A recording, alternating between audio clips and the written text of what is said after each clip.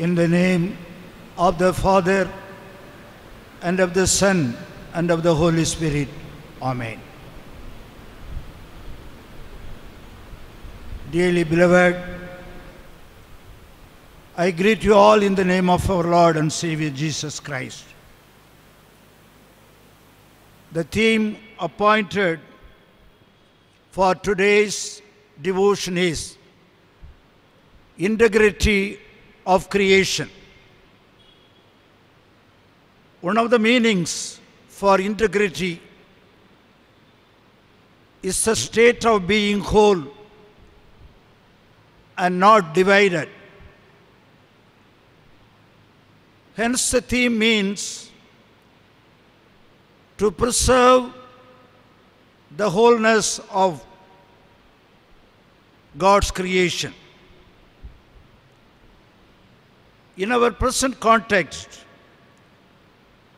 the state of created order is of great concern for all of us.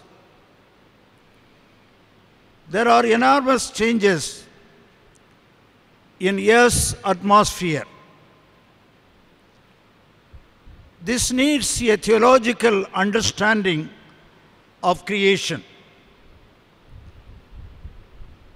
We irresponsibly depend upon our human enjoyment and material blessing. Rather, we are called to nurture and to pave the way for the right use of the earth and its resources. The Bible speaks of the integrity of creation in variety of ways. The central aspect of the integrity of creation is liberty. Accordingly, the whole created order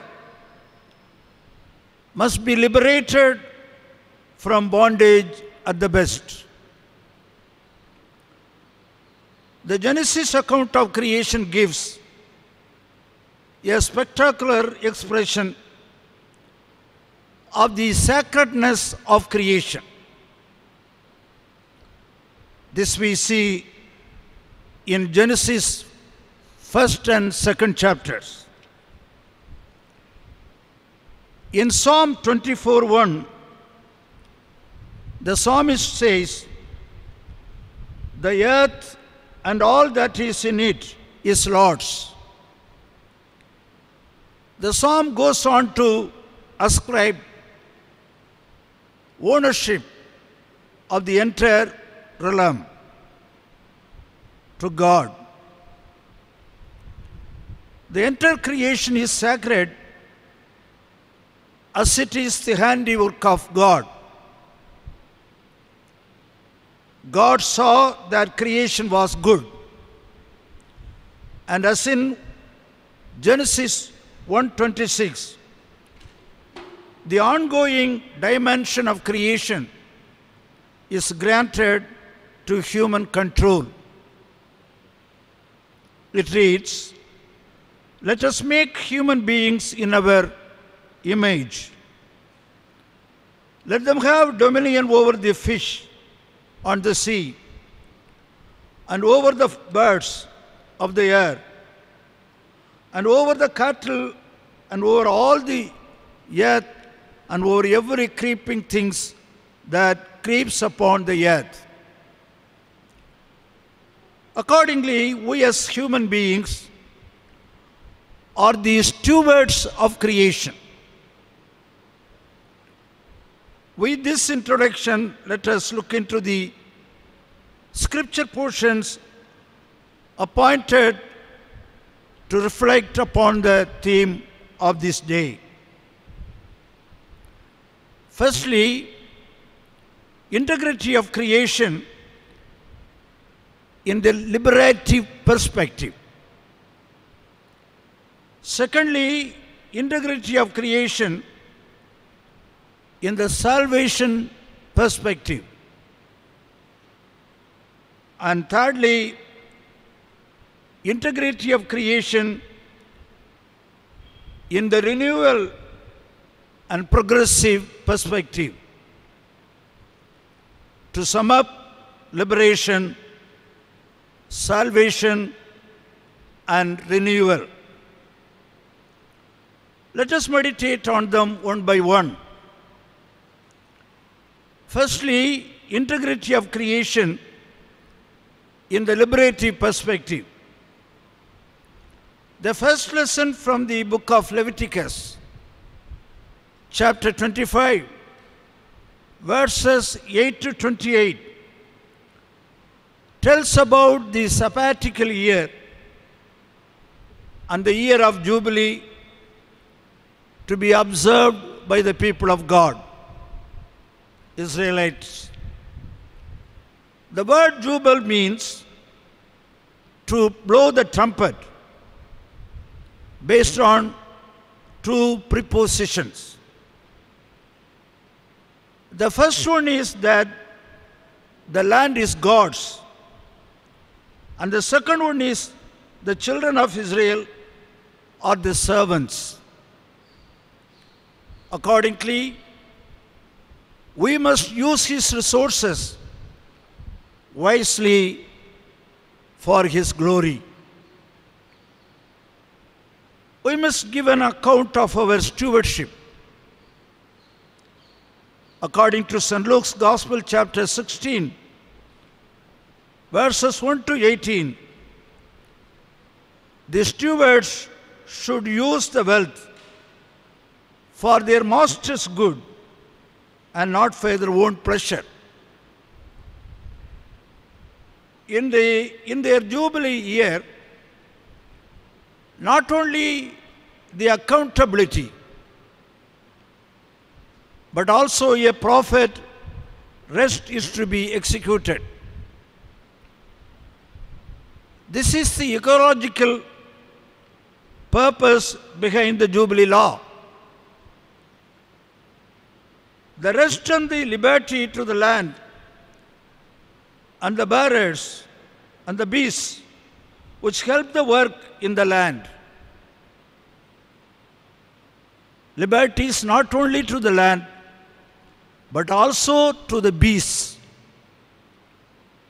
who help us in promoting the land. It is essential and it is also emphasized. This was a reminder to the people of Israel when they celebrated the Sabbath in the Jubilee year. Through these principles, the God-given resources were preserved from the exploitation. It also reveals the economic purpose for God, that is to help and do justice to the poor and afflicted. Through this observation of the Jubilee year, faith in God and the social justice are revived. Dearly beloved, we always dedicate different occasions for thanksgiving. Every year to praise God for what He has done in our life. Silver Jubilee, Golden Jubilee, and Platinum Jubilee are the occasions of joyfulness in our life. It is good to have them. It helps to realize the supremacy of God in our life. But the question is, do our Jubilee focus on welfare of the poor and afflicted? If yes, that is the right way to glorify God. Let us maintain the integrity of creation by extending justice and liberation to all. Secondly, integrity of creation in the salvation perspective.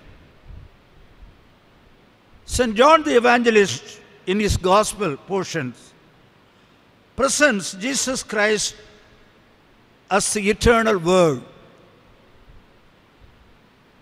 Today's passage from St. John's Gospel, chapter 1, verses 1 to 5, tells about the light and life through which Creator God offers everything to His creatures. He not only created physical life, but also spiritual and eternal life. God's light is the light of conscience and reason that is in every human being. Through Christ's light, we can see and understand God. Jesus confirms it in the Gospel of John, chapter 8, verse 12. I am the light of the world. Whoever follows me will never walk in darkness, but will have the light of life. Just as a tiny candle overcomes the darkness of a room, so Christ's light overcomes the darkness of the world. John also emphasizes the following verses with special reference to verse 14, according to New Living Translation, which is readable. The Word became human and made His home among us. He was full of unfailing love and faithfulness, and we have seen His glory, the Father's one and the only Son. In relation to Indian religious pluralistic context, Hindus are often prepared to admit Jesus as one avatara among many. But this is incompatible with the Christian belief of Christ's only incarnation. They accept it, but ours is different from them. According to Gita, the Hindu literature, the purpose of avatara is to protect the good, to destroy the wicked. Gita further says that God takes human form whenever dharma is on the wane on this earth. The avatara will never be given up until the wicked is destroyed. Contrary to this, Jesus coming down on earth was to bring life to redeem, not to destroy. In St. John's Gospel, we read in chapter 3, verse 16, "For God so loved the world, so much that He gave His only Son, so that everyone who believes in Him will not perish, but have eternal life."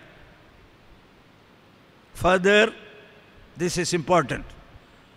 God sent His Son into the world not to judge the world, but to save the world through Him. In the incarnation of Jesus, he was God-man 100% and God 100% man. The deeper meaning of incarnation, as explained by Paul in his epistle to Philippians, are significant. For John, Jesus, the pre-existent Word, was a man in history. Paul describes the deeper meaning of avatara as emptying. Philippians chapter 2, verses 1 to 11. The significance of the incarnated Lord is that he emptied himself of all that he had as a divine being, so that he could make himself available to others. Dearly beloved, in relation to the integrity of creation, like Jesus Christ, we must identify ourselves with the common community, the society, and the committed community, the church. Incarnation of Jesus is a joint effort of God and man, and the availability of God-centered man for the service of humanity. Are we available to serve and save the humanity and the nature?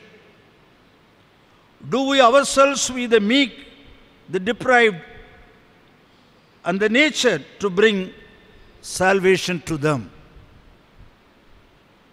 Thirdly, integrity of creation in the renewal and progressive perspective. Renewal and progressive perspective. The book of Revelation chapter 21, verse 1 and up to chapter 22, verses 5, set a new mode of moving from time into eternity, describing the eternal blessing of God's people in the renewed creation. John, in his first vision, depicts this blessedness in general, and in his second vision, he speaks about New Jerusalem and the life in it. This New Jerusalem for God's people, which comes down from heaven, it is a combination of the heaven and the earth, refers to the whole created universe, which will be in new quality. The passage for this day tells about the blessing of Garden of Eden. Human history begins with a garden and ends with the city that is like a garden. John sees in his vision that the water of life comes from the throne. The fruit from the tree of life had been promised to him every month. The life in New Jerusalem becomes a source of healing to all nations. He also hears that God will remove all their sorrows and all scars of sin and sufferings. Of all these blessings of heaven, the greatest is to see God's face, to be with him forever. And also, God's name is written on our foreheads. It is a sign of our belonging to God. Dearly beloved, What is the privilege we will have when we look up to Christ, who is to come again? The forthcoming renewal and progression, then on to a created lifelong preservation of all creation on earth. In conclusion, today, the second Sunday in the month of June, is Environment Sunday as per Church's calendar. The ecological crisis at the present context calls us for a rethinking with concern of ecology and eco-justice in our mission agenda. Mankind cannot achieve social justice without doing justice for natural environment.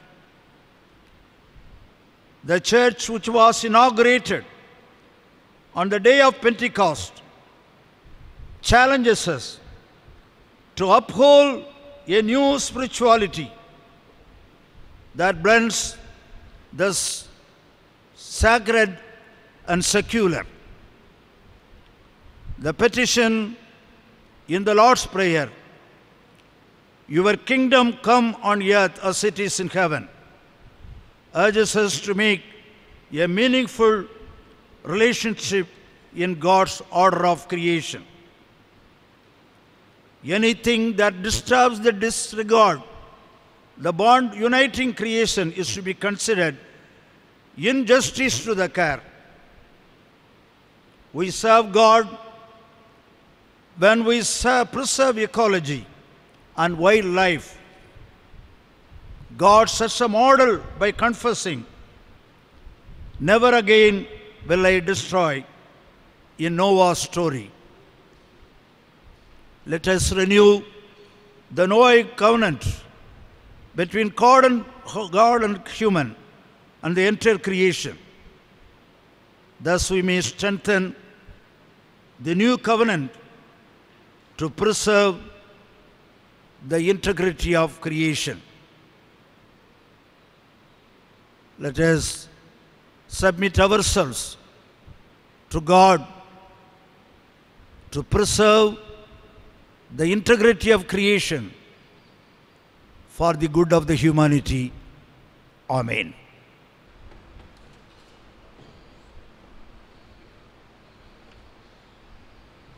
Let us present our offerings to God Almighty, especially remembering the people who have come forward to offer special thanksgiving. We acknowledge your goodness to us, O Lord. In the gifts we now offer to you, send down your Holy Spirit to make holy both our gifts and ourselves, that together we may be acceptable in your sight. Through Jesus Christ our Lord. Amen. Let us pray. Lord, our most gracious Father, we thank you, Lord, for this new day, the day in which our Lord Jesus Christ rose from the dead. It is a real victory for us also. At this time, we remember first the whole world, which is affected very much by the Corona-19. Lord, you are giving us stage by stage remedy at all levels in the global context. We remember the Western countries, the Europe, the lands in other parts of the world. Particularly we remember India, which is affected very much nowadays. Most gracious Father, We pray for the people who are to cooperate with the government and for all the remedial measures taken for them. Particularly, we remember the big cities like Mumbai and Chennai, our headquarters. We especially remember Chennai very much. Lord, help them to observe the rules and regulations placed before them. Lord, help the leaders of our nation, especially remembering the Prime Minister and all the other ministers, the President of India and the Vice President, and all the officers connected with the health department of the central. And also we pray for the Chief Minister of Tamil Nadu and the other chief ministers. Lord, help them to execute everything in favor of the people and welfare of the community. Lord, we are at the critical juncture at this time. Help us, O Lord, unless you grant your wisdom and strength, we cannot escape from that. Be present, O Lord. Help us to cooperate and support the government at all levels. We are also praying for the people who are working for the welfare of the society, the doctors, the nurses, and all the health workers, and also the police officers and other guardians of our nation at this time. Lord, let your name be glorified. Lord, we are approaching you for a special help to us for the Sunday worship. Help us, O Lord, to pave the way to open our churches and to be gathered in your name, not only through this media, but also in person. Lord, we pray for our church, the members at all levels, the aged, the youngsters, the women, children, and people who are admitted in the hospitals and also in the home. Lord, extend your help and your gracious protection to save them. We especially remember our children who are in abroad. Lord, be with them. Help them to protect them at this time. Most gracious Father, we pray for this new week. Help them, O Lord. Help us, O Lord, to preserve us in your grace and to glorify your name. We ask all these things in the mighty name of our Lord and Savior, Jesus Christ. Amen. The Lord bless you and keep you. The Lord make his face shine upon you and be gracious unto you. The Lord who turns his face towards you and give you peace. The blessing of God Almighty, the Father, Son, and the Holy Spirit be among you and remain with you always.